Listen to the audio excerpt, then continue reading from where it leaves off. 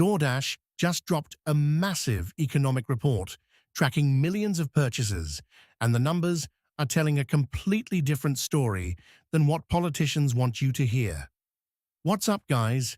This is Colton again, with the most important news on the internet. So Doordash's Chief Analytics Officer, Jessica Lux, just released this huge report analyzing affordability trends across the country. They're tracking millions of food purchases to show what's really happening with inflation right before the midterms. And here's the crazy part. The data is way more complicated than anyone's talking about. According to Fox News Digital, Doordash created 3 different indexes to track price changes, and Jessica Lux is being very careful about how she's presenting this. She says, quote, "There's really no single story across local economies. National averages are a useful benchmark, but economic conditions can vary significantly at the local level." Now this is where it gets interesting. The report shows inflation cooling in some areas, with breakfast basics actually dropping 22.3% over the past year. But then, you've got cheeseburger meals that went up 3.7%, from 1770 to 1835 nationally.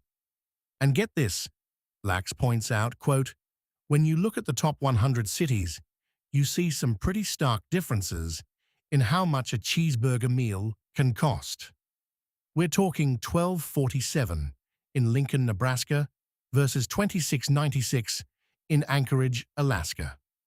The Bureau of Labor Statistics shows food away from home rising 3.9% in February, but Doordash's real-time data is painting a much more nuanced picture.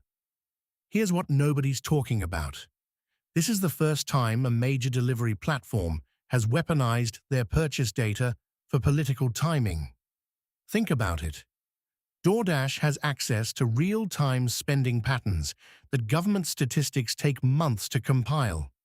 They're essentially creating their own economic narrative right before an election. This isn't just a report. It's a new form of corporate political influence through data. Let me break this down for you. What this really means is that your economic reality depends entirely on where you live and what you're buying. If you're in Memphis, your essentials basket costs $51.93. If you're grabbing breakfast basics in Greensboro, North Carolina, you're paying $2.60. But the political implications are huge here. Both parties are going to cherry-pick these numbers. Democrats will point to the cooling inflation and the breakfast price drops. Republicans will hammer the cheeseburger increases and the massive regional disparities.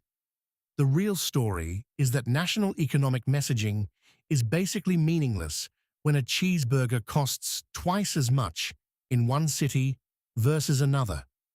Do you trust a delivery company to tell you the truth about the economy, or is this just corporate spin with better data?